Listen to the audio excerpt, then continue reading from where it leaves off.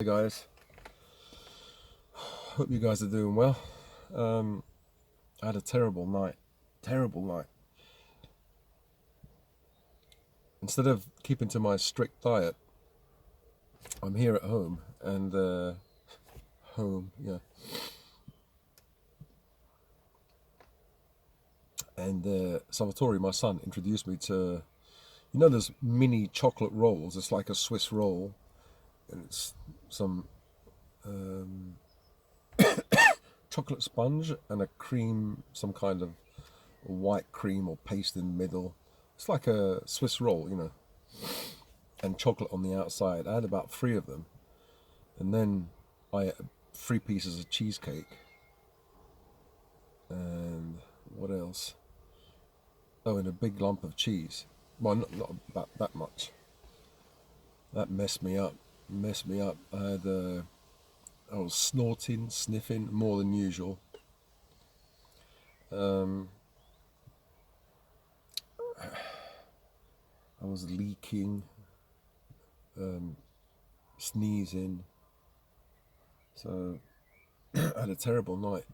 And obviously, if you sneeze and you snort, then it can give rise to reflux. So then I have reflux. Then I had to take Gaviscon to seal, the esophagus to create a coating. But when I take that, I'm kind of allergic to it, or I have symptoms. I start actually, I might sneeze. So it might make me sneeze even more. It might give me a runny nose even more, itchy eyes. So I shouldn't have done that. Like usually when I stay at my friend's place, there's no junk because there's no kids. As soon as I arrive at home, there's a smell of unopened, well, like with an open Nutella container with a knife inside that one of my daughters used and just leaves a knife there ready to use. So I'm not going to do that again. Try not to. No, I'm not going to do that again. What am I talking about? Oh, I suffered so much.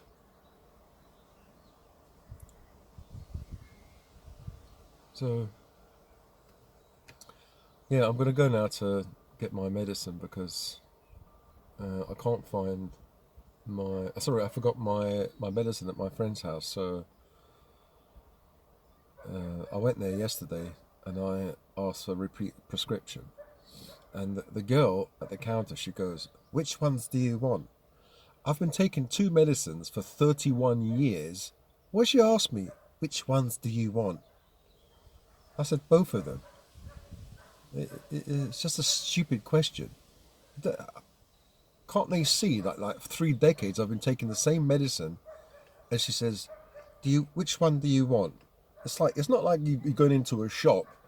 I mean, it's a repeat prescription. I need it. I've tried coming off it. I've asked the doctors to help me get off it. Nothing. No one's helped me. Which one do you want? That's the lady who's attractive. She's really pretty. And she's always miserable. She knows she's pretty, and she, lots of men probably smile at her, and she's probably fed up of it. She's completely sensitized to the male race. So with women like that, you do better to actually treat her with kind of no importance at all. Mugto. And then she'll perk up and think, why didn't he look at me? What's wrong with me? He's different. Yeah, so cars were locked. The coolant level is low, Salvatore. We're going to have to... Oh no. It's okay, we've got it with us. Yeah, so...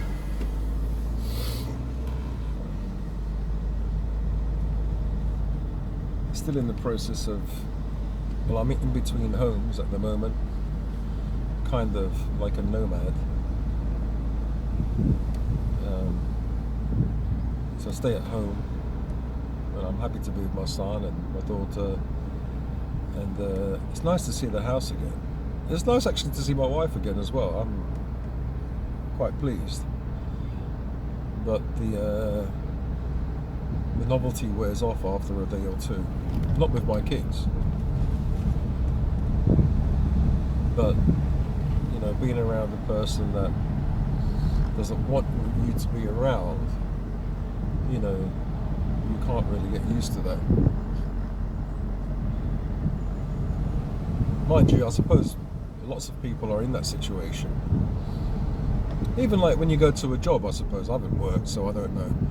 But you've got a boss that doesn't want you there, and he can't really sack you, because then you'll have to, I don't know, you can contest it or whatever. Or the other way around, you hate being around that boss.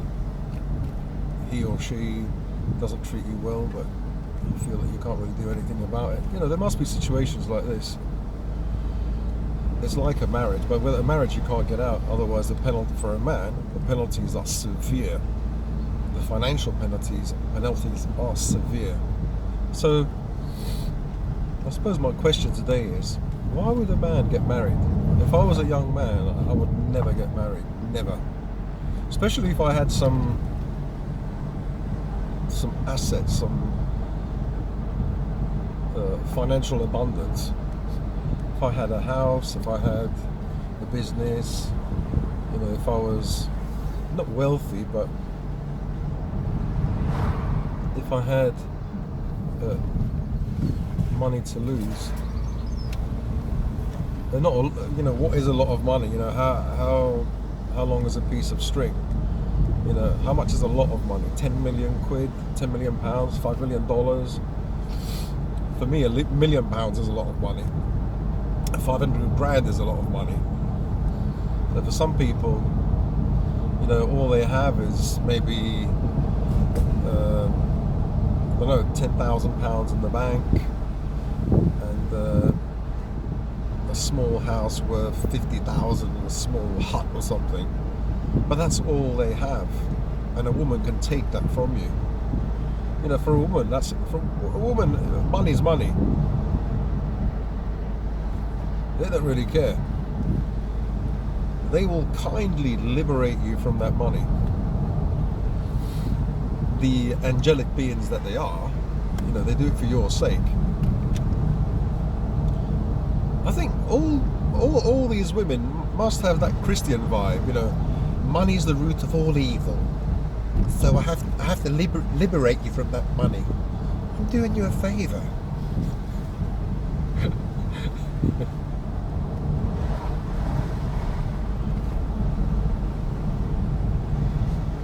It's better for you in the long run. Yeah. As I said before, what's mine is mine, and what's yours is mine. Sometimes I think, why didn't I see this in the past? But you can't see it because you don't think it's going to happen. You're blindsided, as they say. Like when I found out, I was the last person to find out. I'll tell you that. It's too windy, hang on.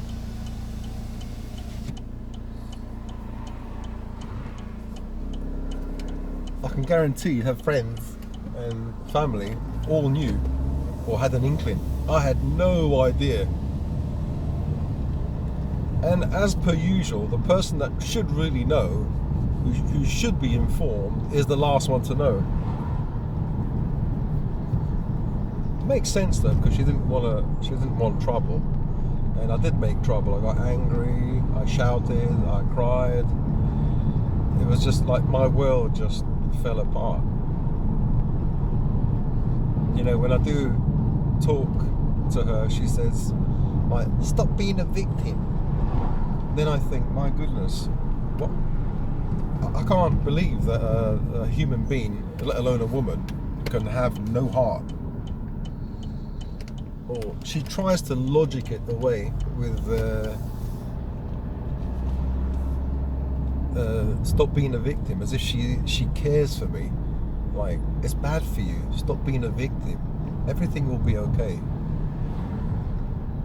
It's like, what they do is they turn things around, and you're the person who's in the wrong.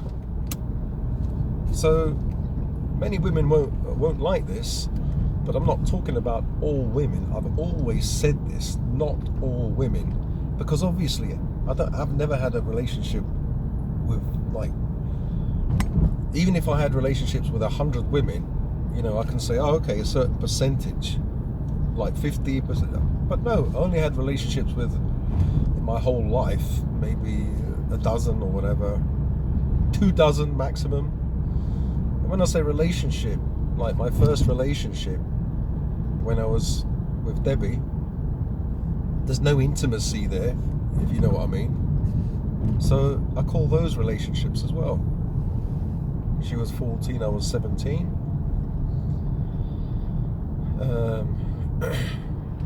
Yeah, so, and then you get people, those manginas, and some women saying, well, you didn't find the right one.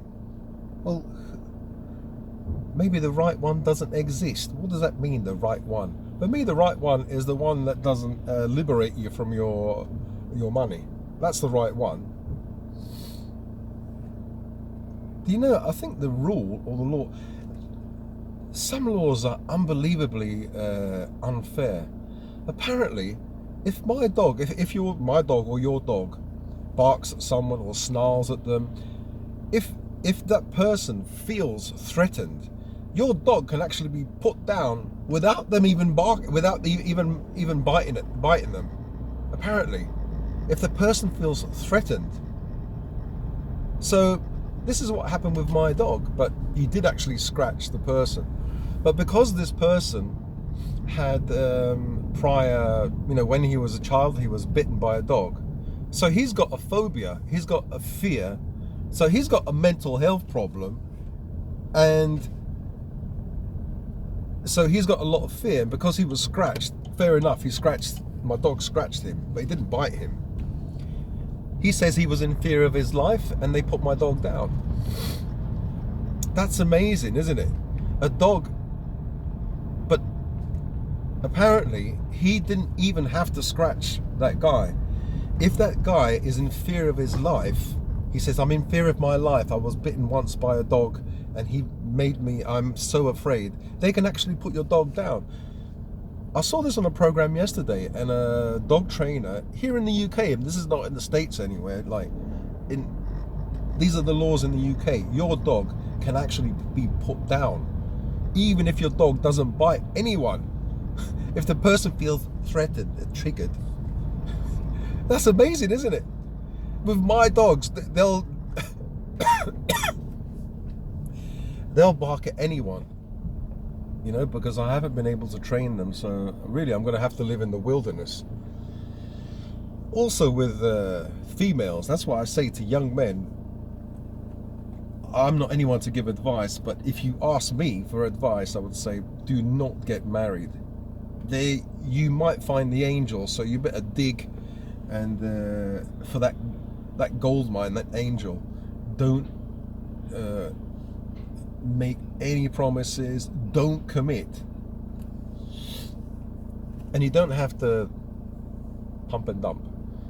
You can just say, look, I'm not committing, I want us to be together, I want to know you better, you can know me better. And she'll say, I want to see the ring, where's the ring? I want you to commit. Yeah, because she's thinking about money, she's thinking about security. If she's not thinking about security, not thinking about money, why does the government have to get in the way, have to be involved in your relationship with somebody you love? They don't. They do not have to get involved. As soon as a man gets married, he has lost technically, he's lost everything that he has, or a big chunk, at the very least 50%. If he's got kids, then you're talking about 60 or 70%. As soon as he makes that commitment, no wonder women are absolutely elated when they get married, and men, like, it's like they've been sent to the slaughter, a lamb to the slaughter.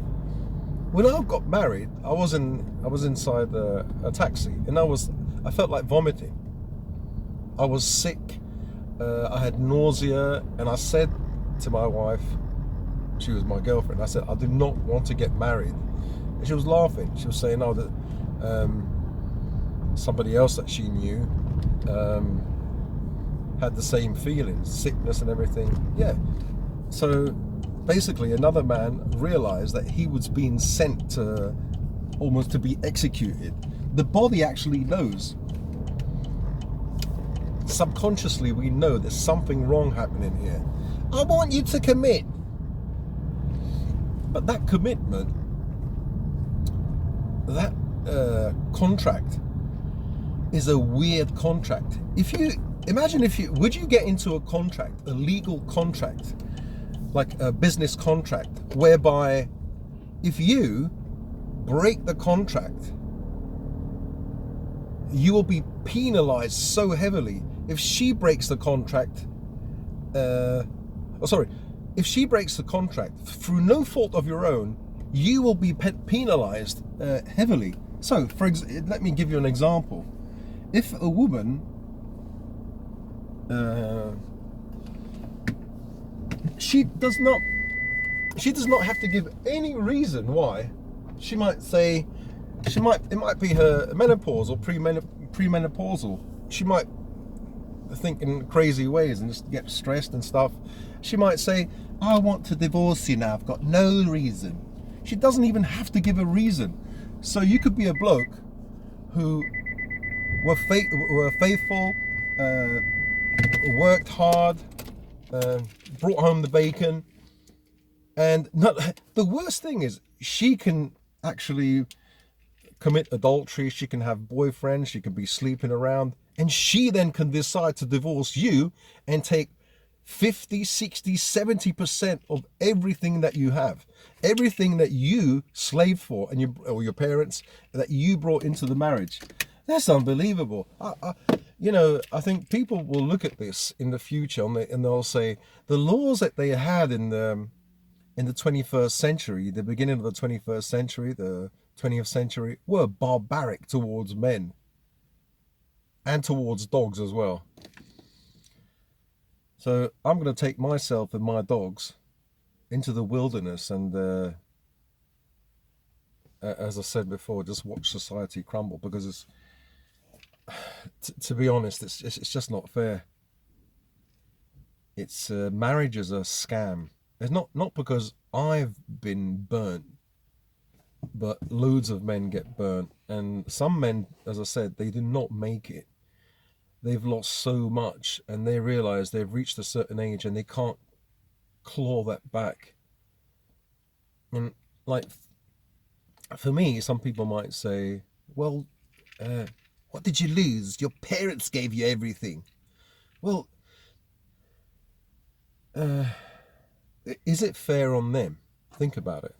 That woman and that man, they slaved all their lives to give their son, who had they knew their son had mental health problems.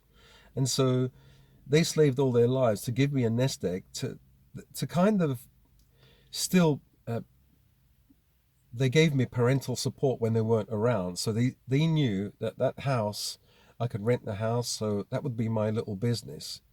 So I didn't have to deal with people so much, just rent the house and make money. And because I never worked, I never paid national insurance and stuff like that, they knew that I wouldn't have a pension. So that would be my pension. So it was their wish for me to rent this house when I was older. And I had this thought all my life in my head. I was programmed by them, I programmed myself, and I thought, okay, that was my life. But little did I know that I was just not gullible, naive, just too simple. I fell in love and I thought, oh yeah, I love this person, I'll be with her for the rest of my life. And she had other plans. And I'm not saying anything wrong about my wife. She's not like evil or anything like that. I'm saying most women are like that.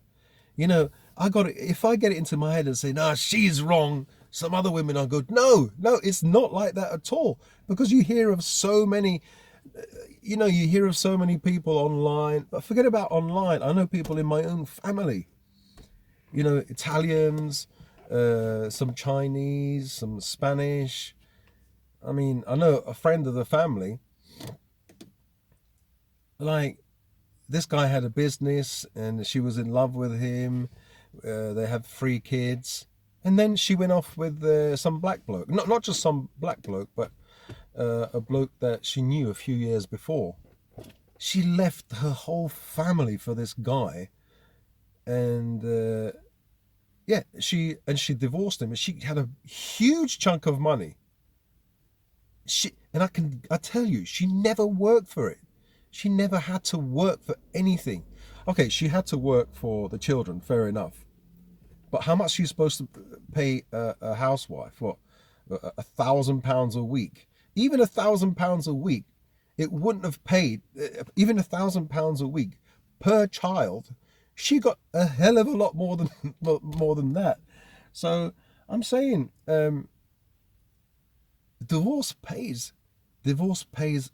It's a really lucrative business for lawyers, but it's really lucrative for women. Imagine a woman gets married 4 or 5 times to 4 or 5 men who aren't rich. All you have to have is £1 million, £2 million. That's not rich. You divorce 5 men, and you've got like bloody like 3 or 4 million quid. You're made for life. I just don't understand how men get married, they divorce, they lose a chunk of money, and then they get married again, and they do that multiple times. How much money do these guys have? Well, they must have money to burn. Unlike myself, I only have a limited amount, and I'm going to be half the man that I was in a few months' time. Yeah. So, when I saw that on TV yesterday, like, the dog only has to make that person be afraid. And how do you know that person's afraid? They might, out of spite, if they don't like you, they might say, I'm afraid that dog put me in fear of my life. He was barking at me, and I'm just afraid. I was bitten by dogs, and I've got mental health problems now. I've got anxiety. Your dog could be put down without that dog biting that person. If that's the truth, what it must be, was on TV. That's amazing. But in a like manner, my brain started thinking, and I thought, that's the same thing. You get married to a woman, she says she loves you, you have this contract with her, you commit, right? No wonder they want you to commit. And then suddenly she gets bored of you, and she thinks, hang on, he's not handsome anymore. His money's dwindling down. His health is dwindling down. I could divorce him and start a new life afresh with a big chunk of money. How cynical, how evil must you be? So, like, there is a saying in the old Taoist used to say, women are evil. Women equals evil. I think what they're talking about is sexual alchemy, because they can draw too much of your generative fluid. But yeah, I think from now on I'm not going to have any time for any women. Some women who are friends, they're fine, but no marriage or anything like that. Not that I'm attractive anyway, because I've got nothing to give anymore financially, and that's what they want. As soon as they see a guy dressed nicely, nice car, they perk up. He's attractive. Yeah, I know what the attraction is, what they can, the financial benefit that they can get from this guy. So I think I'm going to join the MGTOW group, men going their own way. There's a certain level of red pill, they call it. Yeah, I've been red pilled, all right. So like in the film Matrix, Morpheus, the black guy, he holds out his 2 hands. One is the red pill and one is the blue pill. And I think he says to Keanu Reeves, I forget the character's name, he says, take the blue pill and you'll fall asleep. And life will be, you'll wake up, life will be as normal again. The whole world will look the same. But if you take the red pill, you'll wake up from this illusion and life will never be the same again. You'll see it as it really is, and it may be ugly, may be evil. So what do? Ignorance is bliss. You can take the blue pill and live your life with those rose-colored glasses, and be naive, be gullible, and be used. Or, well, I have no choice. I have been red-pilled. I've taken the red pill, and I realize that there is no happily ever after in my scenario and in many men's scenario. And I'm lucky I haven't topped myself, but other men have. So, when I make these videos and talk about women, it's not a hate for women. It's like some people, they're really gullible, they're at this level and they're really naive, they haven't learnt anything, or they're very lucky they might meet a fantastic woman. That's really great. I want that for every man and woman. Peace, love, working together, not separating, especially for children, because I grew up with a mum and dad, so I don't know what it's like for a child to grow up without a mum and dad. You need a mum and dad. But the next level is those people who are red-pilled, who actually hate women, or those incels, they hate women. The next level after that is mugto. So mugto, men going their own way, are men that focus on whatever they have to focus on, and they don't even put any energy on a woman. So sometimes that's even worse. Like if you hate a woman, she realizes that you're pissed off. But if you ignore a woman, that's the worst thing you can do, because she thinks in a female mind, what's wrong with me? Why is he? She'll panic, At least if you're angry with her, you're giving her energy, and she's satisfied that she's like destroying your brain and causing some emotional turmoil. But if you ignore, if you just ghost her, just blank her, but the Megto doesn't do that on purpose. Like the idea of men going their own way is, okay, you've done the family thing, the girlfriend thing, the romance thing. Like, now go your own way and choose a path and do something that you're supposed to do in this life. And you don't need a woman. But also you have to be careful of men. Some men can cheat you as well. So if you have brothers or friends or whatever, you have to be careful. So,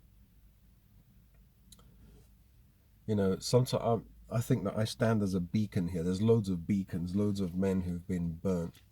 And people will say, well, it doesn't happen to everyone. It happens to a lot more than you would think. I was one of those who were gullible, naive, and thought it's not going to happen to me. I've got a great life. I've got a nice wife.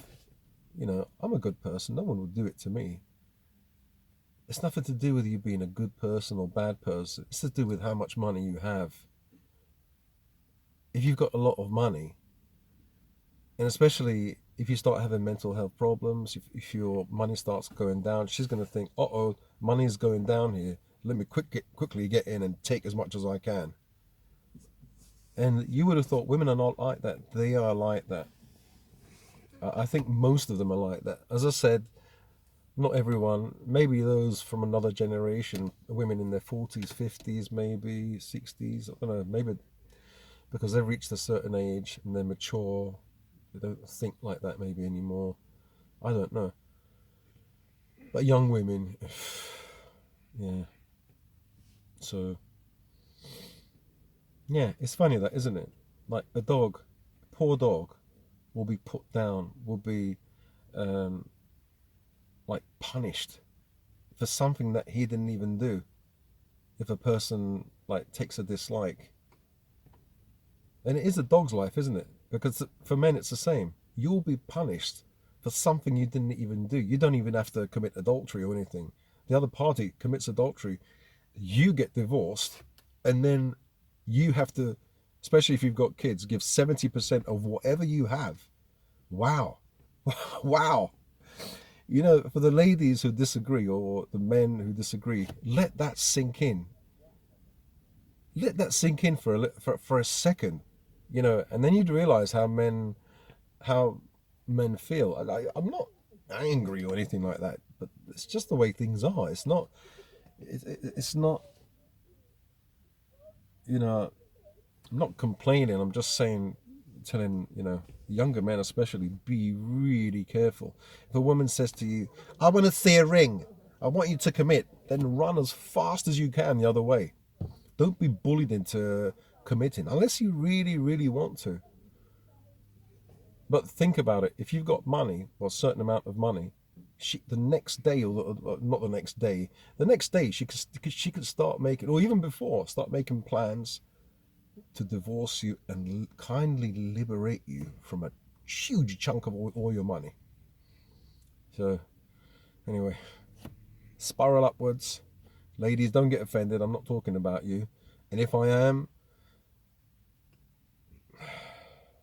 look at your own conscience. You know, if I am talking about you, if you're a lady who's done this, you can say, yeah, but my husband treated me bad. There is that case as well. Some women are treated bad by their husbands, and maybe they're beaten up or whatever, and that's fair. That's when you should leave. That's fair. But think about it. Did you, not in these cases, but in all cases, did you go into the relationship knowing that this guy can give you that security, has got money, or has got a high paid job, has got a house, has got a car? You probably went into that relationship knowing that he's got money, so that you can bail out one day and take a huge chunk of it. If you went into the relationship, this guy's got no money, you've got more money than him, then you're at a disadvantage, and you will know what it feels like for men. So some women, it could be that some women have got money, their parents gave them money, or they worked hard, a combination of both, or they divorce someone else, whatever. You know, they've got money, and then they get married to someone who's got no money at all. The thing is, a man isn't likely to divorce you for your money. It's usually the other way around. Of course, usually the other way around. And yeah, I'm sure lots of women will agree with me. You know, I expected so much from women. You know, like, they're these angelic beings. They're beautiful. They are beautiful to look at, to talk to, nice and soft. And a woman can be the most beautiful thing in the world, almost. She could be the most disgusting thing in the world as well. She could be the most evil thing. She can be the best thing in the world. You know, that's what we were, as men, we're primed, we're programmed to think of women this way. You know, save the women and children. Forget about the men on the ship are going down. Save the women and children first. Because to procreate the race, to continue the race, you have to save children and the women. The same with divorce. Forget about the man. Oh, he's got mental health problems. Just give him a few £1,000. Oh, women and children, they have to have loads of money. The man is discarded, basically, after a certain, because he's just the bearer of the seed. He just inseminates, but the women and the children, they continue the race. I understand that, but is it fair? Is it not fair? I don't know.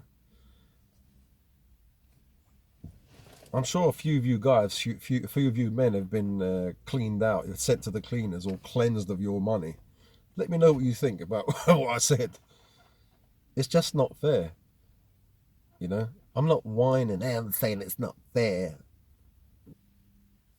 But I'm thinking, do women feel guilty for doing this to men? Do they feel guilty? Do they have an ounce of compassion? And what are these women's life like afterwards? Anyway, I'll let you know in a bit. I'm boiling hot here. Wait, hang on.